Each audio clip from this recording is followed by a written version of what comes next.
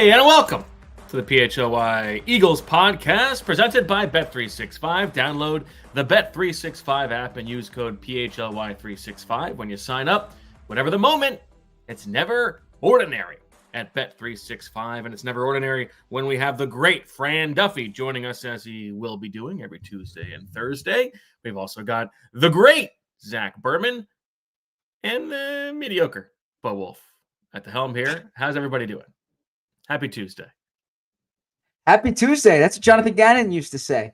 And it's always a happy Tuesday when I get to review the film with Fran. Or when you get to just think of Jonathan Gannon. Or that. Fran, how are you? I'm doing great, guys. I'm excited to dive a little deeper into the film with you and just kind of share everything I saw on Saturday and on Sunday morning. So excited to kind of empty the notebook here. All right. Well, let's get right to it because there's plenty to get to. Now, you have written two stories on allphly.com for the diehards, going over both the defense and the offense. But let's do this. First time doing it this way. Let's just go straight position by position, work our way through, take some big takeaways, and that means we can start right away at the quarterback position with Jalen Hurts.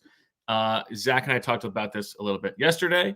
How the numbers bearing out that he, relative to the rest of the league, gets a little bit worse the longer that he's holding on to the ball. That was sort of the case in this game as well. But what were your general takeaways from Jalen Hurts? And I guess my big question for you, Fran, is how often were there times when he wasn't throwing to somebody who was in his progression who looked open? The only one that I thought that was like not like a brutal one, but was like, I wrote down like, he should have stood tall here and delivered, was the sack late in the second quarter, right before half, with Keyshawn Nixon. That was one where I thought a receiver was breaking open, where if he had stood in there and just stayed true to the progression, that it was there for him.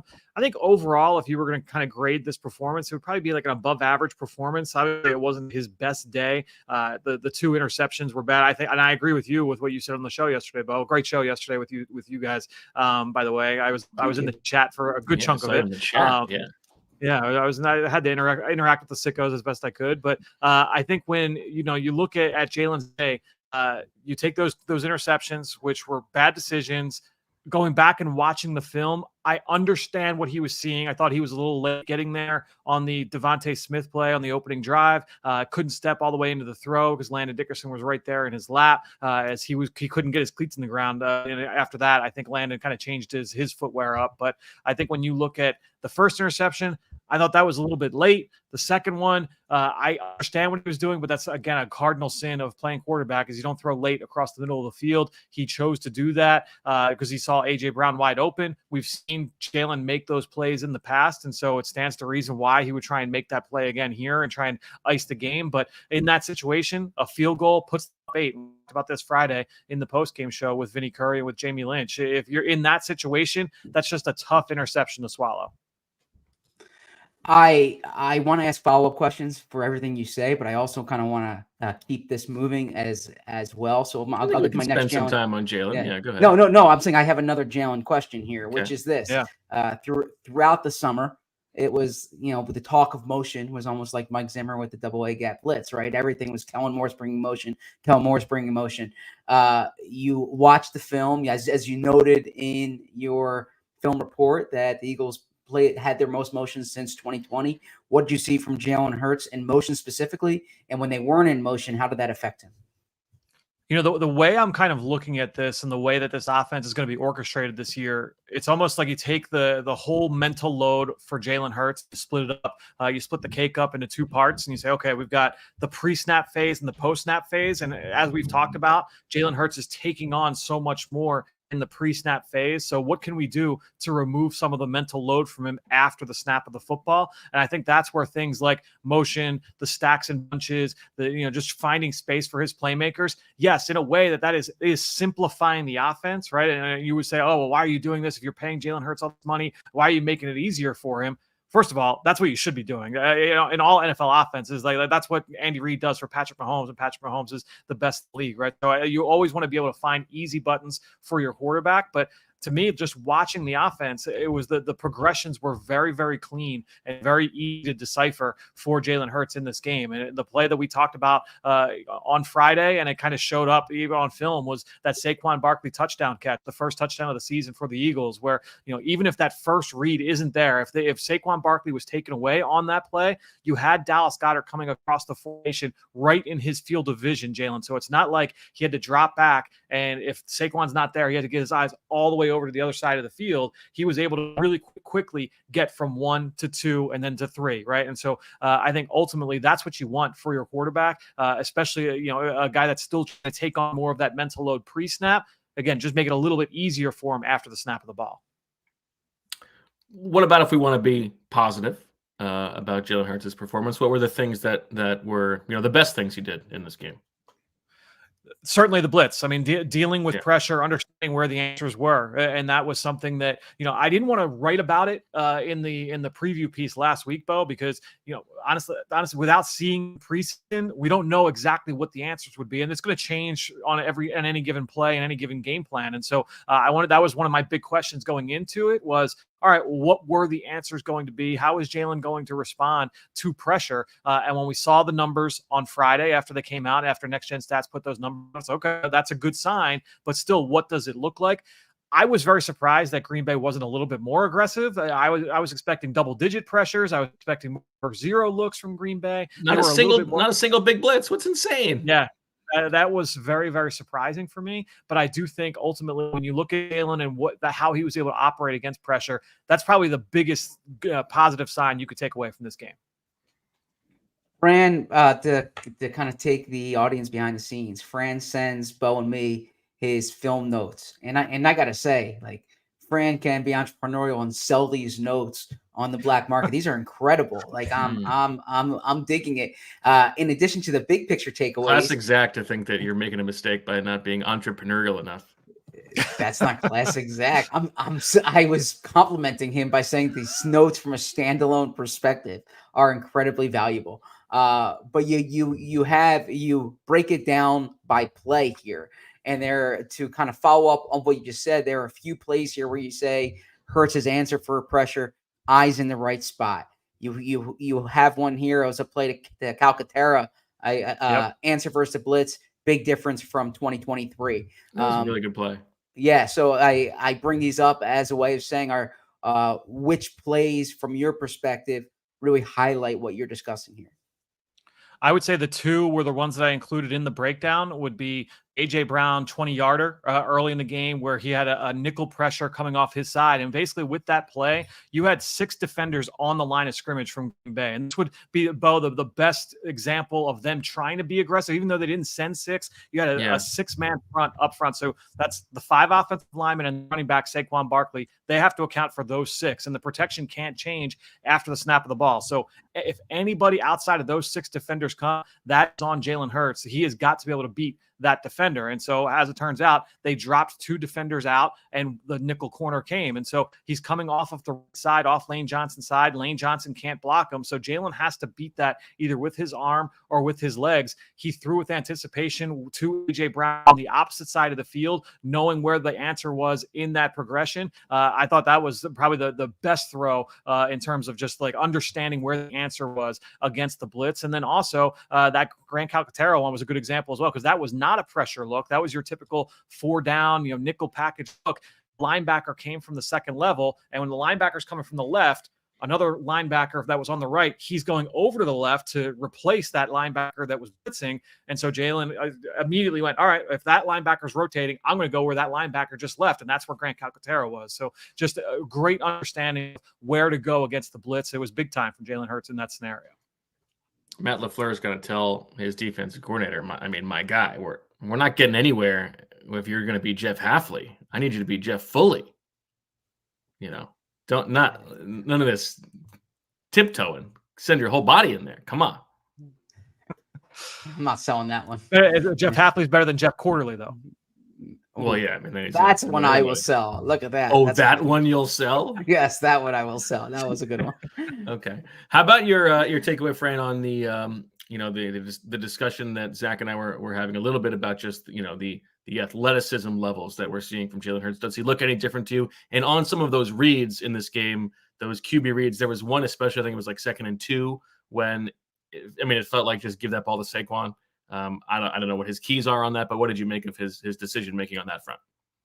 Yeah, I think the zone read and the RPO games were just a little bit messy, schematically and from the execution standpoint. And there were some things where it looked like, oh, this might be a busted play, where guys weren't looking, when Jalen looked like he wanted to throw the ball. So I think overall the operation was a little bit messy from that standpoint. And I do think that that's one of the, if you're going to incorporate more motion into the offense, and if you're going to be practicing some new things, then some of the other staples that you've had as part of the offense, you're not spending as much time on those. And so there are some things that will have to get buttoned up, and or just get rid of one or the other altogether, right? And so there's only so much time that the guys can spend from a practice standpoint. And so that's why I wasn't expecting the offense to come out as like this well-oiled machine in week 1, especially given the fact that there was no preseason reps for these guys. And so that was understandable. As far as the first part of the question, though, Bo, I think, I don't think that he's got that same level of juice that we saw a couple of years ago. Now, maybe part of that was the playing surface, and he wasn't as like AJ Brown had the fastest time he's had in however long, right, on that 67-yard touchdown. So I do think the surface impacted every individual a little bit differently. But we were saying the same thing last year with the injury. And so I don't think like raw speed has never been Jalen's strength as a runner. It's been more like he's so powerful, and he is a glider. And once he gets to the open field, but he's not like explosive in that short area. So I think maybe if we see him try and break off some of those long ones, maybe he'll look more like the vintage Jalen Hurts we've seen from a couple years ago. On the topic of Jalen Hurts runs, so to speak, and this might be an offensive line question, but Nick Sirianni was asked yesterday about the brotherly shove. He didn't want to get into the specifics of these circumstances, but he said, really he's close to the vest. God forbid, what our secrets he said are. There are circumstances that I'm trying not to give too much away. There are circumstances that go into that play being successful. And then he said, and some of the things that we were challenged with on Friday night made it a little bit more challenging to be successful on that play. I don't know. I might be putting you on the spot here, but like, were you able to decipher what the issues were on the brotherly shove? Was it Jurgens snapping? Was it any footing? Was anything of that nature? Yeah, what were the challenges that challenged them? Well, I mean, putting the ball on the ground is never good. That's going to be a challenge, no matter what. So that's one of the two. I think the other one, I was talking with a couple people over the weekend in terms of like the playing surface and just like flex. In my mind, how can that happen, right? How can you, especially for the team to go and do the walkthrough the day before at the stadium, and all the reports. I know São Paolo was saying that everything's looked good. Everybody was excited about the playing surface. All systems go, and then you get out on the field and everybody's slipping left and right. So how does that happen? And so talking with some people, it's like, all right, well, you can't replicate game speed. And I said, all right, well, yeah, the soccer players are on this every single day. They're out there, they're playing it for years on that field. And I said, well, the difference in, first of all, the size of the athlete, but then also the violence that occurs in terms of how the players interact with the turf. Soccer players you're kind of gliding for long distance. It's not as violent as football, where it's a lot of explosive short area bursts over and over with 260-pound athletes. You just don't have that with soccer. And so the playing surface, did not work out as well for those guys. For some players, it was an issue throughout the entire night. Avonte Maddox struggled to stay on his feet the entire night. Jordan Love struggled to balance the entire night. For others, like Saquon Barkley, I think made a change after that first play where he fell, and then we didn't really see an issue for him the rest of the night. So it affected some guys more than others, but I do think that was probably something that he may have been referring to, is how they asked those offensive linemen to fire off the ball, and that's what we typically have seen, like Jordan Mailata and Landon Dickerson creating such a surge off the snap on that play, and that wasn't really that. I'd have to go back and watch them now. I'm thinking about it from that standpoint, but I don't remember seeing that level of surge from that side of the line for sure. I just want to say that soccer players buy Miller Lite and antibiotics too, so they're not getting any shade from me. Okay. I do think that the cleats and the slipping coming into play again, I feel pretty confident in saying that Howie Roseman was MFing somebody in the building about this happening again. Like, how do we not have this fixed? How could this happen again? Yeah, and that's what, like, even in the broadcast early on, they were like, "Oh, like Green Bay, they feel like they feel right at home." But when I was watching the film, like Green Bay was just as affected by it. I said Jordan Love, every single time he dropped back, watch his right foot when he hits the top of his drop, and it slides every single time. Malik Willis did the same thing, is sliding at the top of his drop every time. And there were guys in the front seven, offensive line, they had guys falling and slipping left and right as well. So it did affect both sides, but I agree. That's why I was bewildered. Friday night, Saturday, as I'm watching the film, like, how could this possibly happen again after what happened a couple years ago? All right, let's move to the running back. And obviously, what a debut it was for Saquon Barkley. We've talked about that. You wrote about it a little bit, so we don't have to harp on it too much. But what are the big takeaways from you, not having had a chance to see Saquon in the preseason, seeing him in this offense? What jumped out to you? To me, the decisiveness was the one thing I was most excited to see. I've always known about Saquon, obviously his physical tools, his height, weight, speed, his explosiveness, his power, all of that stuff is evident anytime you watch him play. But my big knock on him, and we talked about this last week, was you didn't always see a guy that was willing to play within the structure of the offense, and he would be too quick to try and bounce outside or cut back against the grain. And at times, was able to get away with that because of his physical tools, but that would often result in 1 yard, or -1, 0 yard, and then 60 yards, right? And so that to me is just a tough way to live. And I personally just don't like running backs with that style. But with Saquon in this scheme, I thought he was consistently able to stay downhill. I thought that he trusted the scheme more than I've really ever seen from him. And then also just running behind his pads consistently, because while Saquon Barkley has always been like naturally powerful, and you look at his lower half and the way he's built and the way he moves, you say, man, like this is a powerful human being. He didn't always run that way. And I think that in this game, I thought that he did a really good job of creating yards for himself after contact. And that's what was missing from this offense a year ago, really over the last couple of years, is running backs that can create their own yardage more than what the offensive line and the ecosystem creates for them. The great stat from you here is it's of Barkley's 24 carries, 16 came against a light box where he totaled 92 yards, more than he had in any game with the Giants last season. So it's safe to say that you saw the benefits of playing within this offense in his debut. Yeah, that was courtesy Next Gen. And it was one that honestly, it kind of like personified, that's not the right word, but it really encapsulated everything that we had talked about. Yeah, exemplified. There we go. Thank you. Everything we had talked about after the Saquon Barkley addition was like, all right, well, he goes from being the top dog for the New York Giants, where he is the focal point of every defensive coordinator's game plan, to now he's just a piece of the puzzle here with this Eagles offense. And I thought especially notable, Zach, because the book on Jeff Hafley was they're going to be a single high safety team. And that means that you're going to have that safety rotated down. It should be more boxes in that way. But because of the way Green Bay chose to really kind of spread things out and defend the Eagles from a pass game standpoint, that really opened things up for Saquon Barkley. And so I do think that defensive coordinators are going to have to choose their poison when it comes to defending the Eagles. Either you're going to try and load up against the run game, or you're take your chances there on the outside with A.J. Brown and DeVonta Smith. Just looking quickly at some of the numbers on, after contact, how he did. And it was like a 85th percentile game for him in his career in terms of just yards after contact, because that is one of the things that jumped out to me, is that he was breaking more tackles than had been the book on him. And the thing too is that a lot of the yard after contact in years past would be he gets hit behind the line of scrimmage, or he gets hit at the line and he shrugs that off and he goes for 30 yards, right? And so the one play might carry a lot of that. In this game, it wasn't necessarily as much that. It was, I think of like those red zone carries that I included in the piece, where he's putting his shoulder pads down and he's picking up an extra 4 yards, 5 yards, 6 yards after the first tackler gets there, and it's like the dirty yardage. That's what we hadn't really seen from Saquon Barkley, in my opinion, in years past. And just so seeing that decisiveness and that trust in the scheme and his ability, I think that's a good sign. And then as a receiver, obviously he had the touchdown, and you've talked about that play extensively. Only one other catch. Do you expect that that will sort of be the usage, like maybe 1 or 2 shot plays per game, and otherwise he's sort of staying in to protect?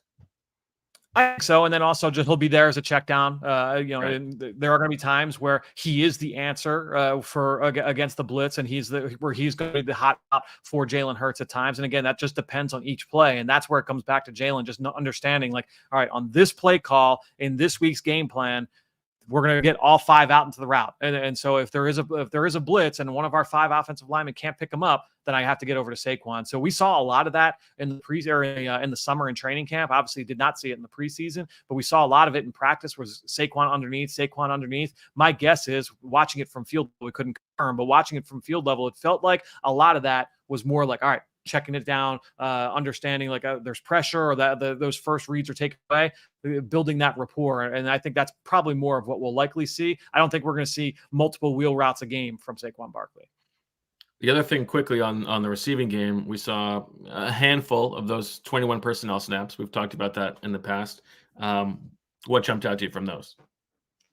Yeah, they went into that package and they kind of went into hurry up mode. They ran it 3 or 4 times in a row and just kind of using a Will Shipley as my candy in the backfield. He was able that was who they brought in motion on that DeVonta Smith fake bubble screen. And so to me, like that's been the hallmark of a Kellen Moore offense is not necessarily like the usage of 21 personnel, but it's just mixing up your groupings and finding different ways to create space for your best players. And that's what it kind of goes hand in hand with what the Eagles have done in the past where, hey, everything is going to be funneled to A.J. Brown, DeVonta Smith, Dallas Scott. It's a very tight funnel there from the pass game. But now you're doing it in a way where it's not just we're going to let those guys make a play because they're superhuman and they're better than the guy across from them. We're going to create space for them to make things easier for them at the catch point. So guys, I think I know. Yeah, I think I see what Bo. We have some breaking news. Okay. And I think the nice week of the Eagles feeling good about their victory down the drain. The season is over. The Los Angeles Rams have signed Dylan McMahon to their active roster off the Eagles practice squad. Very Two Hill-esque. Howie, pack your knives and leave. Jeffrey Lurie needs to find a new general manager. Well, I wouldn't go that Gambit. far. Yeah, but the idea that you can get him on the practice squad. This is what happened to Casey Tuhill, and well, it's not what happened to Casey Tuhill because Casey Tuhill was on the active roster and then they waived him. Yeah, okay, but similar type of thing. Yeah, similar type of thing. Okay, a draft pick who was on the practice squad, but yeah, now you wonder if they should have carried him as a depth guy on the 53 because here he is. He's now going to the Rams. The Rams are a smart organization. I think Steve Avila got banged up in that game on Sunday night. So Dylan McMahon goes to the Rams. Tough loss for the Eagles, who were developing him as a backup center or as a depth center. This is bad process.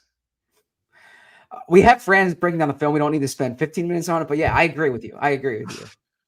I mean, Fran, let's spend a little bit of a minute on Dylan McMahon. What did you think of Dylan McMahon this summer?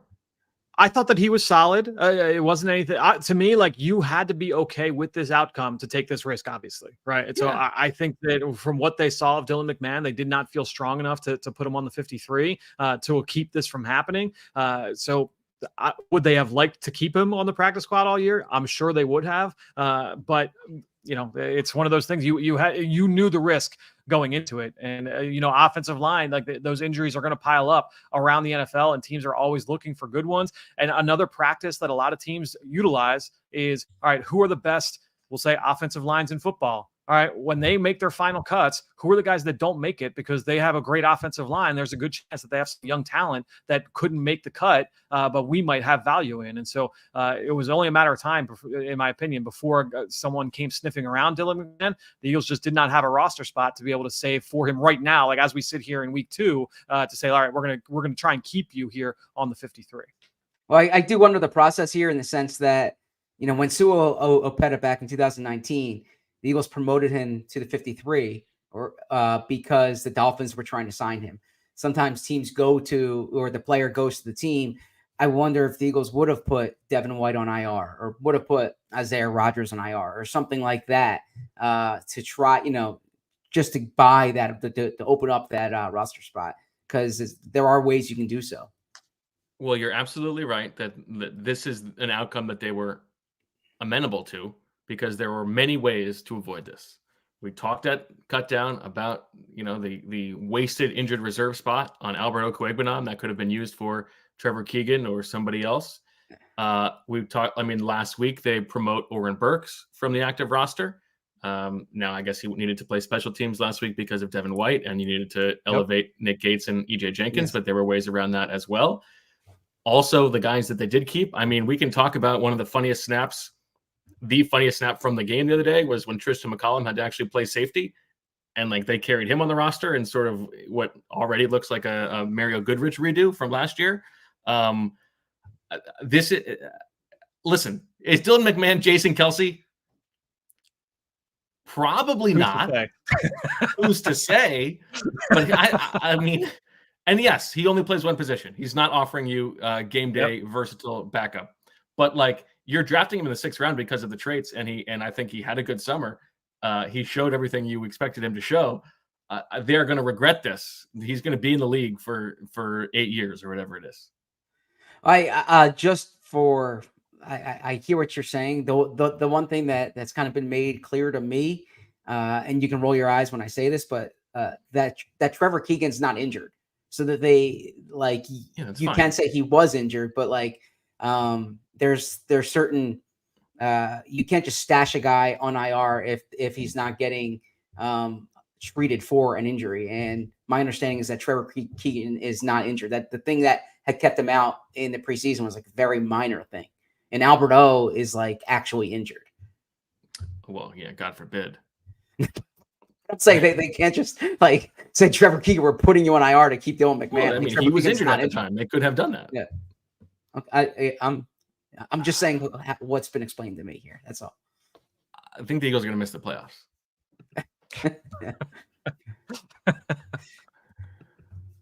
And you can bet on that if you want. There you go. At 365. Let the vibes take you where they belong. Because Bet365 has 90 million users worldwide. Bet365 live streams 780,000 events each year. Early payout offers across the NBA, NFL, NHL, and MLB. Bet365 pioneered live in-game betting, and today Bet365 offers the widest range of games and markets available for live in-game betting across 78 sports. Right now, new customers can get $200 in bonus bets when you bet just $5. Use the code PHLY365 to sign up. Deposit $10 and place a bet for $5 to get $200 in bonus bets. Bonus bets can be used on the spread, totals, player props, futures, and more. It's never ordinary at Bet365. See for yourself with our SGP Sunday offers. Place qualifying parlay bets totaling $20 or more on Sunday's NFL games and get up to $25 in bonus bets. Terms and conditions apply. Download the app and use code PHLY365 when you sign up. Whatever the moment, it's never ordinary at Bet365. They've also got a Thursday night special that you can look forward to for this Thursday's game. Bills Dolphins, is that right? Bills Dolphins, correct. Bills Dolphins. There you go. Well, get to watch DeVonta Chain. Maybe he's banged up. Yeah. Download the Bet365 app. Use code PHLY365 when you sign up to get $200 in bonus bets when you bet $5. Whatever the moment, it's never ordinary at Bet365. Must be 21 or older and physically located in Pennsylvania. If you or someone you know has a gambling problem and wants help, call or text 1-800-GAMBLER.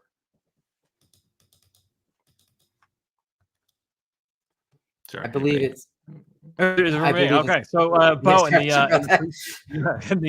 the pre-show, Bo, you were asking me how I'm adjusting to the new routine. Obviously, this was the first full week after the game, and just taking in all of the Eagles film, but then film around the league, digging into some college film. So a lot has changed for me over the last few weeks, and certainly over the last couple of years. But one thing that has not changed from over the years is the great taste of Miller Lite. And another thing that has not changed is that it is less filling. So what is the best thing about the original light beer. Miller Lite sparked this debate in 1975, and yet we still have not settled it. What I love, look, we're in the change of seasons right now. You go back into summer. When I think of summer, you're on the beach. Miller Lite goes great on the beach. You're on the boat. You're on the docks. You go Miller Lite, great for on the boat. You're at the grill. Miller Lite is outstanding. But then as we transition to fall, you're watching football. You have Miller Lite in your hand. You're at a campfire. We're about to fire that up here in the coming weeks out in the backyard. A Miller Lite goes great through any time of year, and especially as we get into football season. So whenever I get into a debate of my favorite light beer, it's always been an easy choice for me. Miller Lite's crisp finish hits every single time. So you get that great taste, and again, with less filling. Other beers, they make you choose between the two, but one of the best things about Miller Lite is that it's actually both. The original light beer since 1975 tastes like Miller time. To get Miller Lite delivered right to your door, visit MillerLite.com/PHLY Birds, or you can find it pretty much anywhere that sells beer. Celebrate responsibly. Miller Brewing Company, Milwaukee, Wisconsin. 96 calories per 12 ounces, fewer calories and carbs than premium regular beer. All right. Let's transition to, since we're on the offensive line, let's stay there and let's take a look, Fran, at which Eagle is heating up. With our Ace Hardware temperature check, visit Ace Hardware Home Services online at www.acehardwarehomeservices.com to get started on your next project. And I think we can say, aside from the snaps, that while the Eagles have lost their second best center, their top center, Cam Jurgens, looking pretty good. I liked what I saw from Cam Jurgens, and yes, you don't want the two balls on the ground. I would say the first one almost certainly was on him. The second one, you can just debate whether or not that's on Jalen Hurts or not when you get into the QB center exchange under center. But I think ultimately, when you look at Jurgens in this game, we expected him to do well on the move. We saw a couple of those little fold blocks where he's pulling in between the guard and the tackle and getting up to the second level. So we saw that. And then also him at the point of attack. That Saquon Barkley touchdown run, the first one where he makes that cut in the hole, it was a 7 or 8 yard run. They had a great double team at the point of attack between he and Becton, and I thought Jurgens made that double team. Becton's playing a little bit high, and he's got the guy that initial contact, but then Jurgens comes in, and he plays with such natural leverage, and he's able to uproot the defensive tackle and get him off his spot, and that's what creates that room for Barkley to be able to get downhill and find the end zone there. Cam Jurgens looked really good at the point of attack. I thought the pass game stuff looked fine. I think the line of scrimmage guys, for the most part, as we mentioned, were most affected by the surface, but I didn't notice anything with Cam Jurgens that would make me think, hey, this guy is going to have some trouble out of the gate. I thought he looked really natural early on. How about the player next to Cam Jurgens, Mekhi Becton, because he's the one who's getting a lot of love right now on social media. First start at right guard. Nick Sirianni said yesterday that you could see like the length that he had just in terms of keeping players off of Jalen. What did you see there? I thought he was solid. I think it's probably the hype for him. You see the octave level raised a little bit there. The octave level raised, and so I'm inferring just from that tone that you thought it was good, but we're getting over our skis a little bit. You were more Jurgens was the bigger takeaway than Becton. For me personally, yes. I think if I were to rank like the 5 offensive linemen with how they performed just solely on Friday, I would have it where Becton was probably the 5th out of those 5. I think Lane Johnson was excellent. I think Jordan Mailata, Landon Dickerson, you're expecting that standard. Cam Jurgens, I thought was just did a little bit more for me in the game than Becton, but it's not like Becton was bad. I think that he just totally fine. That should be the expectation. Yeah, exactly. It's just I think that I think. Yeah, overall, the hype around Becton, I think it's just it's a great story. Former top 10 pick. He's sliding inside the guard. He had a couple highlight blocks, the second level where he's mashing a 230-pound linebacker. Like, that's great. You want to see that. You'd rather see that than not. But to me, I thought Jurgens just the place where he did well was a little bit more functional, a little bit more sticky, and more important than I think that some of the highlights that are going around on Becton. So what then would have been the negatives?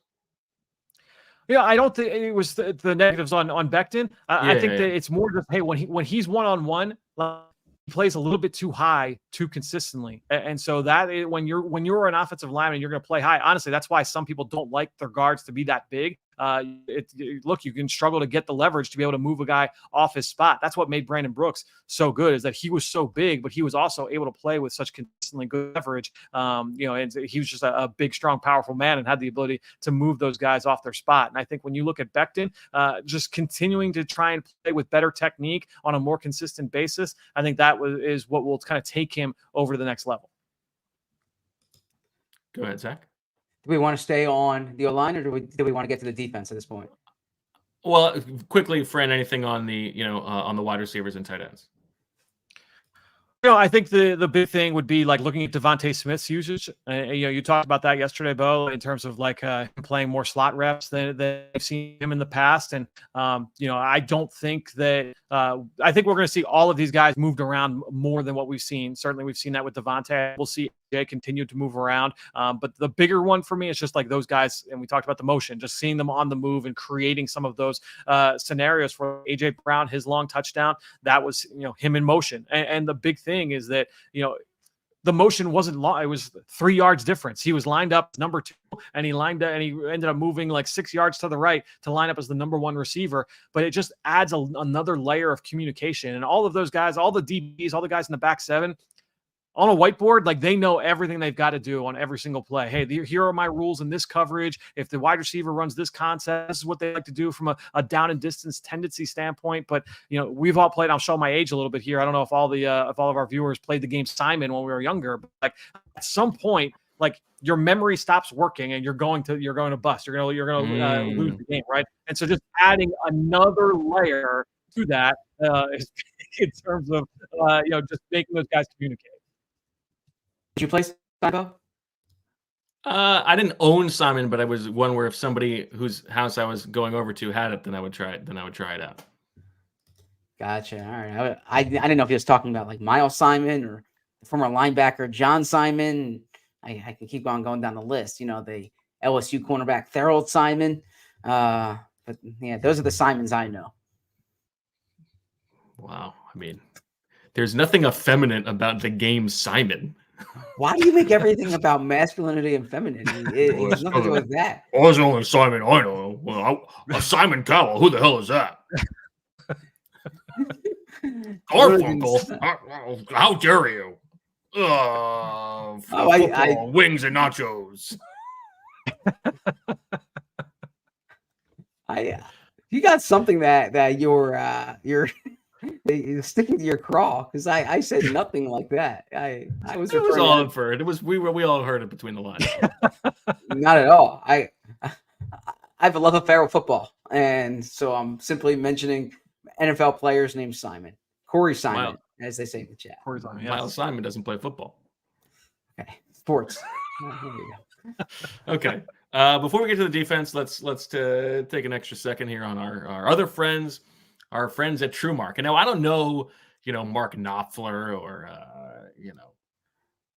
anybody else. I know Mark Brunell. I know Mark Sanchez. Mark Sanchez. Good guy. I like Mark Sanchez. I'm going to leave that one there.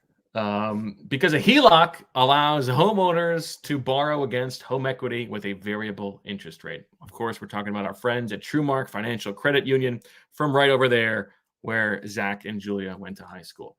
Preserve your savings and get access to funds as needed for big renovations, education expenses, or emergencies. Using TrueMark Financial's budgeting tools to save for special purchases like limited edition merchandise. Regular contributions accumulate over time to reach saving goals effectively. Just think about it this way. Transferring as little as $5 a week, well, that's going to get you to $260 pretty quickly. That's more than enough for a Kelly Green jersey or a Mark Simino jersey. TrueMark Financial is federally insured by the NCUA and is an equal opportunity lender. For more information, visit truemark.com/PHLY. That's TRUMARK.com/PHLY. Maybe you're at a company that's growing and you're hiring. Maybe you have a coworker who bullies you and you want to send resumes out. I want to tell you about Indeed, because at Indeed, you're driven by the search for better when it comes to hiring, the best way to search for a candidate is not to search at all. Don't search, match with Indeed.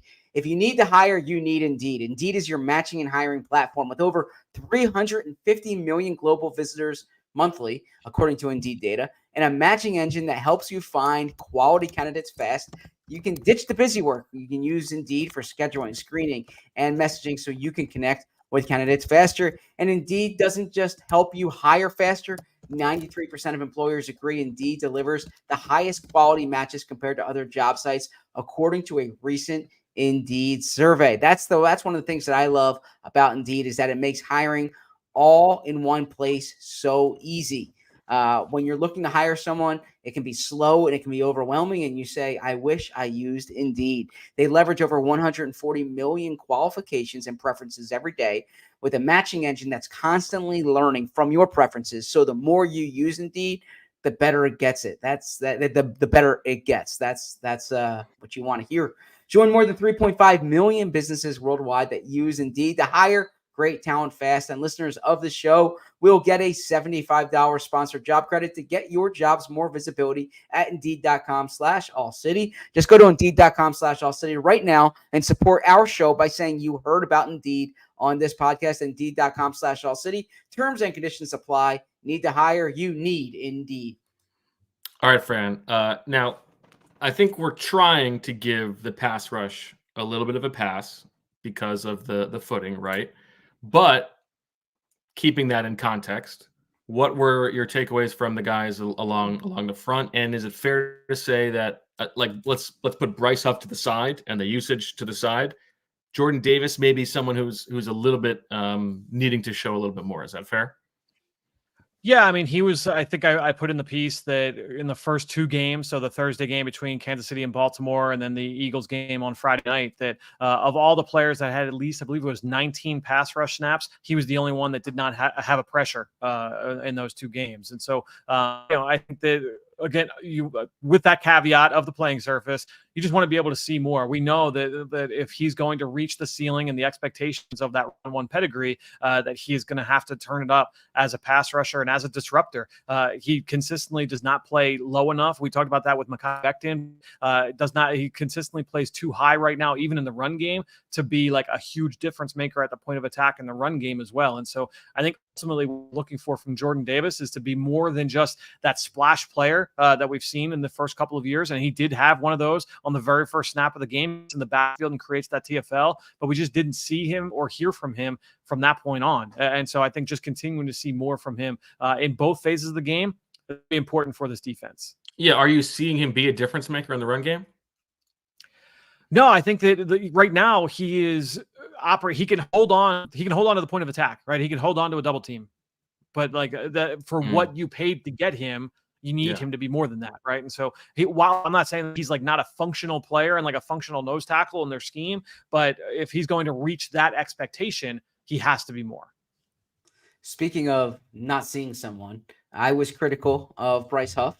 I talked on yesterday's show about the playing time distribution.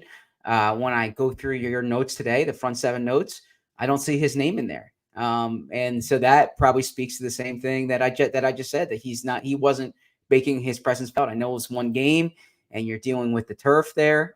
But what did you see, if anything, from Bryce Huff, and what does he need to do to be more of a factor? Yeah, I mean, not a ton, certainly. I think overall, and this isn't just like a Bryce Huff thing, I think overall in the run game, the guys up front just stuck the blocks for a little bit too long. I thought we saw some good flashes from Brandon Graham. We saw some good flashes from Jalen Carter.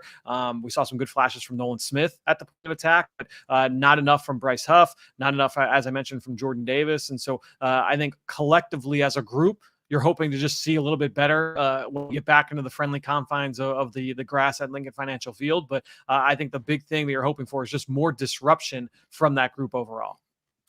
Big snap, big pressure from Moro Ojomo on that third down late in the game. Yeah, which was great to see. I think when you look at him as a player that can kind of be what Milton Williams has been for this team in the last couple of years, as like that spot rotational player with the hope that he can grow into more. Milton obviously taking on a little bit of a bigger role. I'm interested to see, honestly, in week 2, guys, against Atlanta, if that, like the snap dispersion, if the pie is sliced up the same way, or if the guys were just rotating more as they were getting used to the footing. You know what I mean? Because we saw, I think we saw Huff sideline on the broadcast a couple of times, like changing shoes, right? So like, and that was how Vinny's much will that prediction. change? Yeah. Yeah. How much will that change against the Falcons? All right. I just want to make the quick note here regarding Jalen Carter, because we talk about his physical gifts so often. It stood out to me in your notes the amount of times you pointed out the effort plays that he had, effort on a screen twice in those notes.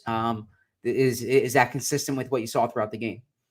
No question. And honestly, that is like the culture. And we talked about this in the post game show with Vinny, right, Bo? That those guys have established in that room over the years. And so, Brandon Graham and Fletcher Cox, when Jalen Carter walks in the room, when Nolan Smith walks in the room as rookies, when Jordan Davis walks in the room as rookies, like, this is the standard. And if you don't meet the standard, you're not going to play. And now you're hoping that those guys continue to carry that torch. And Brandon Graham obviously is still there to help with that. But it seems like Jalen Carter, Nolan Smith, like, that's not going to be a problem with those guys up front, is consistently showing that motor to the outside. And it's been the same for Jordan Davis as well. He has made a lot of plays in pursuit. But that has been a hallmark of this defense. No matter whoever the coach is, the defensive line coach, defensive coordinator, you go back through like Billy Davis, back to Todd Bowles from last year. Like, those guys always consistently chase the football up front. All right, let me ask you about the rookie on the outside, because this is what you wrote in the pre-show notes. As excited as I was about Quinyon on Friday post game, the tape was better than that. How? Why? So, he was targeted a bunch in the game, right? So, and it was he was targeted as much as anybody over the course of week one. I think he finished in like the top 10 of DB targets. And I think when you look at Mitch, so those were the plays that on the broadcast we were able to see. We saw the first third down, the throw to Christian Watson. We saw them go. We talked about that intermediate route that he was able to break up in the second quarter.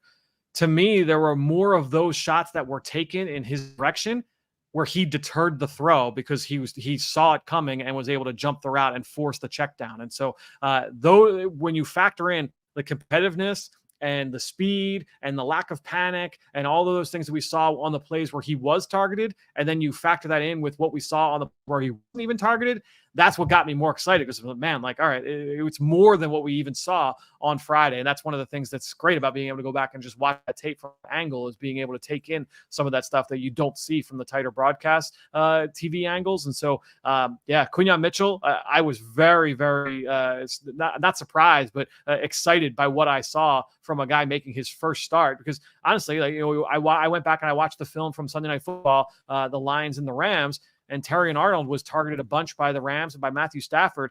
He struggled. He did not have the same quality game that Quinyon Mitchell had. And those guys are going to be compared a lot often, moving forward, just because they were drafted in the same area. And the Eagles obviously had their choice. And through 1 week, I would give certainly the advantage to Quinyon Mitchell. And so then to stay on Mitchell, but to kind of open it up a bit too, Avonte and Maddox, I don't want to say, well, the term might be liability, but he did not play well based on my viewing. I'll defer to you. Quinyon Mitchell, like you said, played really well. As you study this and as you analyze this, do you think Quinyon should stay on the outside? Do you think when Isaiah Rodgers is back, or even Keely Ringo, do you think they should move Quinyon to the inside to get the best three out there? How do you see Avonte's performance and Quinyon going forward?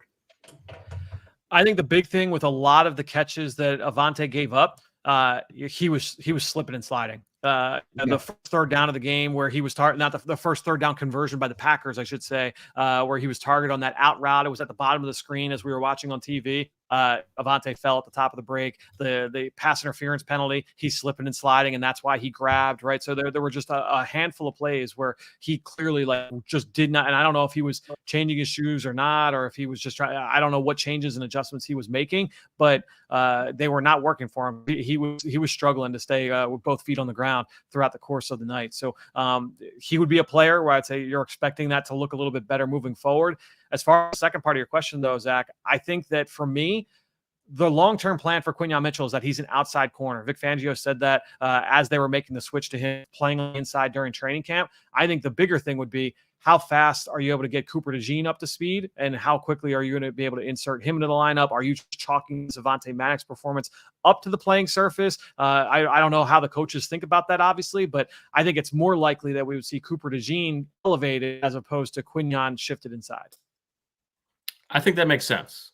And we won't get into the Falcons just yet. We'll get deeper into them on Thursday when you're back, Fran. But they played, I think, the second most percentage of 12 personnel snaps in the league in week 1. So you're not going to be in nickel quite as much. They were just under 50%.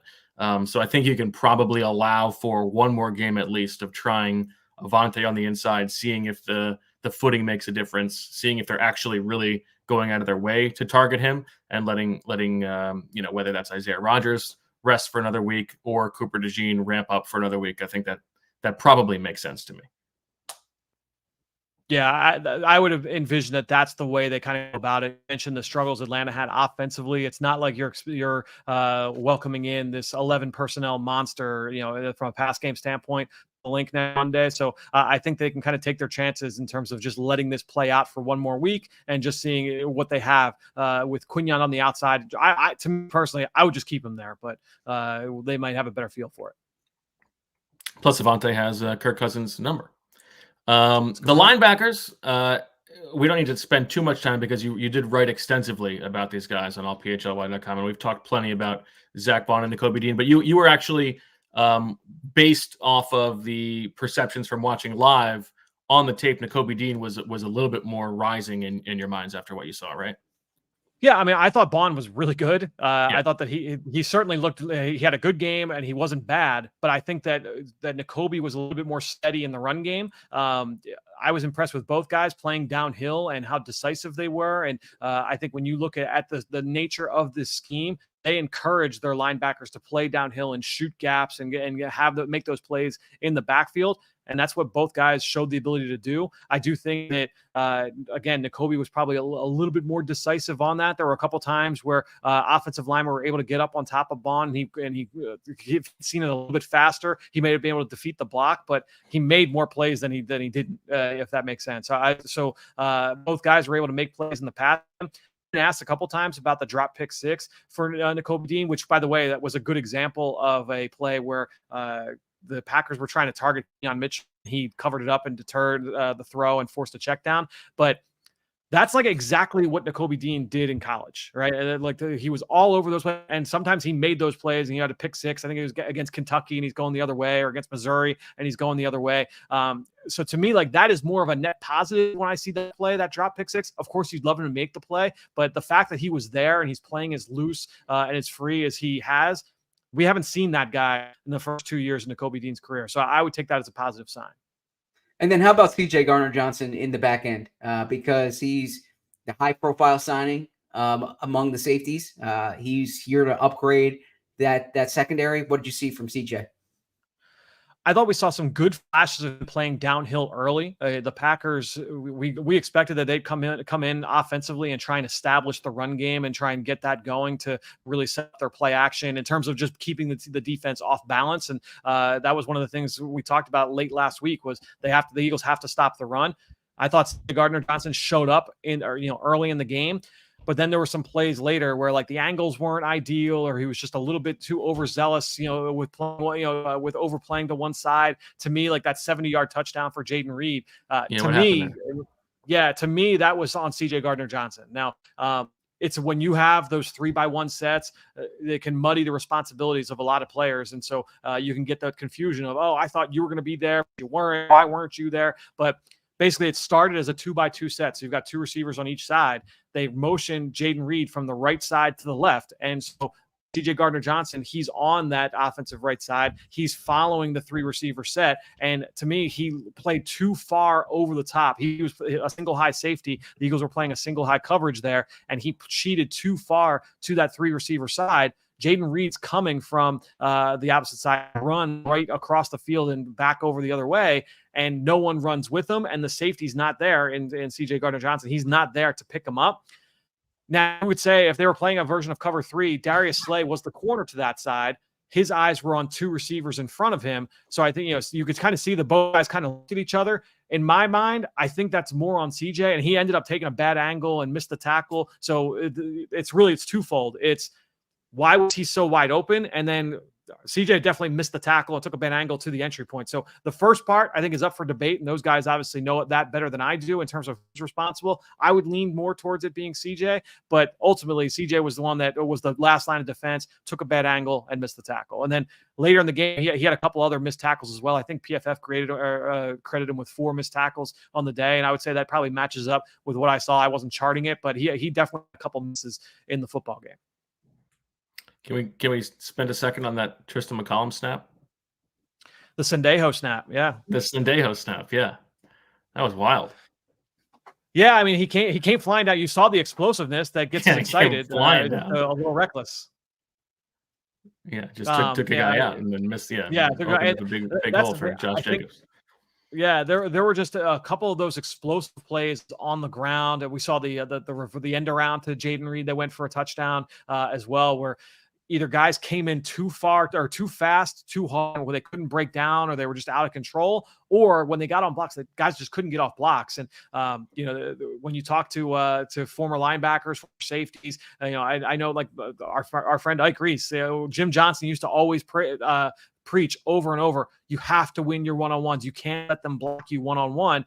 At the moment, as a defender, if you're blocked one-on-one, even if you feel like you knock the guy to the ground, you lose. That's a win for the offense. And too often, the Eagles got blocked a hat for a hat on some of those plays.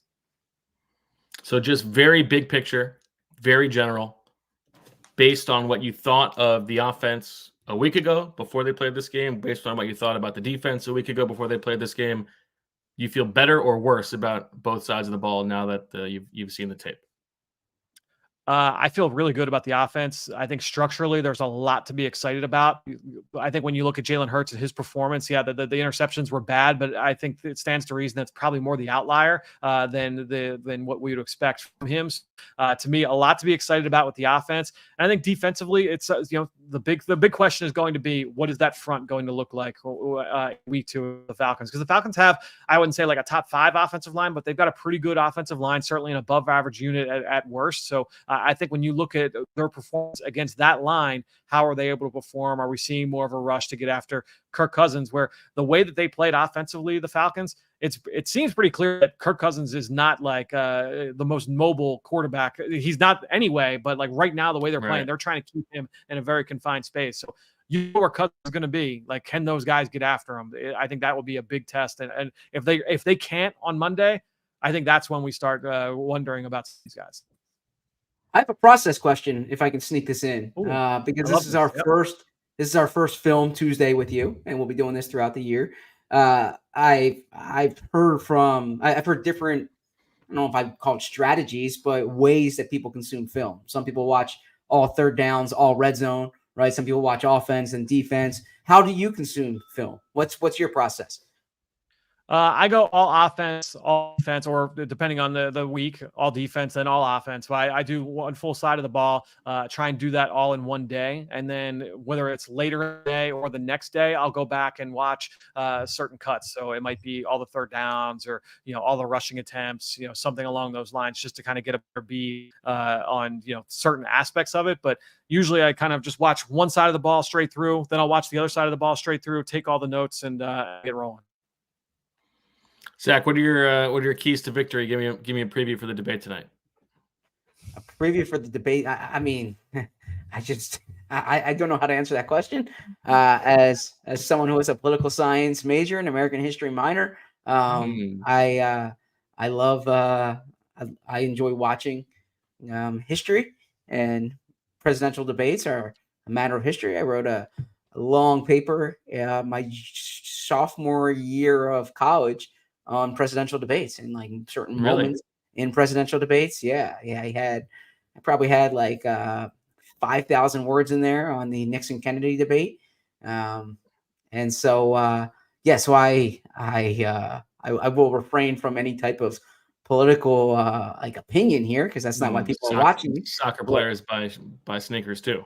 Yeah, precisely. I want as mass an audience as we can have here, but But I'm looking forward to watching it. I'm thrilled that it's happening in Philadelphia because there's no better city to have a presidential debate. My favorite presidential debate, of course, though, I will say that, and that was President Bartlett against Governor Ritchie.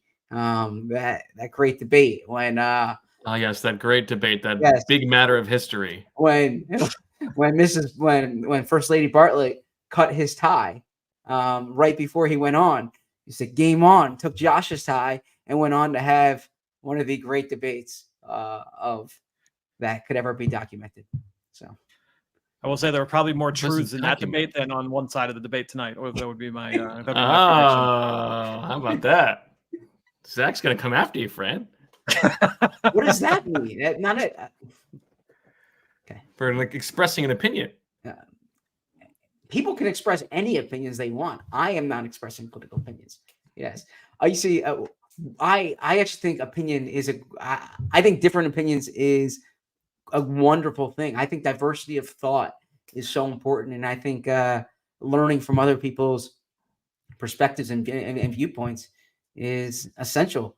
I think I actually want to hear from more people. Sure. So if someone has the opinion that Haitian immigrants are eating pet cats, that's a valid opinion, even though it's if something that's factually incorrect is not. I mean, there's difference between opinions and facts. Like you can't tell me a fact and say it's accurate, but there's issues where reasonable people can have different opinions. And there aren't many this time around. Again, I'm not getting into that here. My point is to answer the question. I'm looking forward to watching the debate tonight. All right. Well, will you be watching it? I would rather not for my own mental health, but I suppose that I will probably succumb. Okay. Well, I look forward to hearing your thoughts on it. I probably will not, just for the same reason. Okay. I like that it's on a Tuesday night though, because there's no football that it's interfering with. So. Yeah, but the election is on trade deadline day this year. Yeah, but the trade deadline's earlier in the day, and it doesn't interfere me going to the booth. So. Okay. Well, that'll do it for the episode of PHLY Eagles podcast. Become a diehard, become an official member. You can read all of Fran's film breakdowns and all the other good stuff that we have covering the Eagles and the Sixers, and the Phillies, and the Flyers, all that good stuff. Charlie O'Connor's got his prospect rundown going on, all kinds of stuff for the Philly sicko. So that'll do it for this episode. We'll be back tomorrow. Jamie and Rich in the saddle, and then the three of us will be back on Thursday, talk a little Falcons prep, and then on Friday back at 2:00 again with the Professor Dan is. And I think we might on Thursday, we might bring back an old friend, an old segment. If the sickos continue to ask for it, who are we to argue? That'll do it for this episode of the PHLY Eagles podcast. Talk to you tomorrow at 2. And as always, we love you. We all silly like the mayor.